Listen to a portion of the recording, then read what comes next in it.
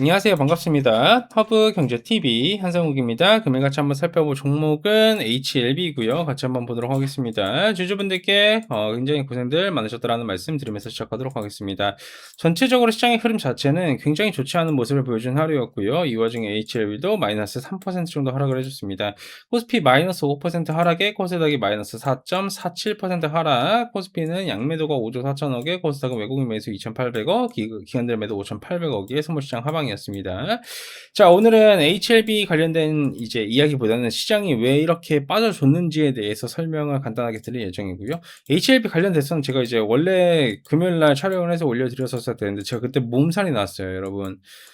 예, 제가 목요일 저녁에 오한 그리고 이제 열부터 오한에 열에 난리가 나가지고 저녁에 그냥 기절해가지고 약 먹고 잤는데 그러다 보니까 금요일날 출근을 못했습니다. 그래서 촬영을 못 올린 점 정말 죄송하게 저는 생각을 하고 있고 그럼에도 불구하고 이런 전체적인 움직임과 이런 걸 봤었을 때 제 기준에서는 감안을 해야 되는 정도의 등락폭이지 않나라는 생각을 일단 가지고 있습니다.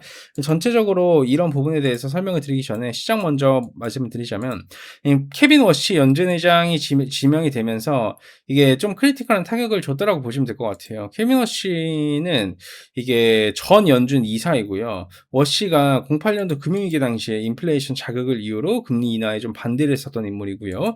2010년도 11월 달에 2차 양적 완화 중에도 연준 이사진 가운데 유일하게 이에 반대를 하면서 굉장히 매파적인 인물이었습니다.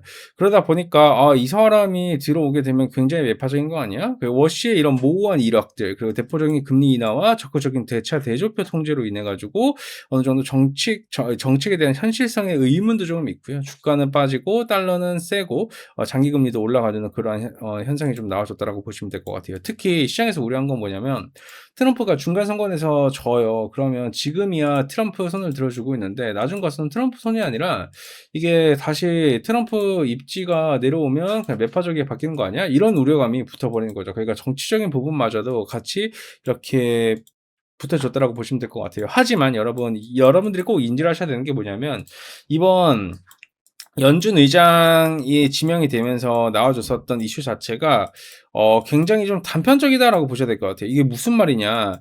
연준이라는 집단은요, 여러분, 굉장히 지표 의존적인 정책 기조를 고수해 나갈 가능성이 굉장히 높아요. 그리고 워시 역시 또한 마찬가지로 FOMC의 12명의 투표권자 중에서 한 명이 지나치지 않아요. 그러니까 연준 역시 그간의 이런 지표 의존적 대응 방식을 유지할 공산이 굉장히 높다라고 보시면 될 것 같고요.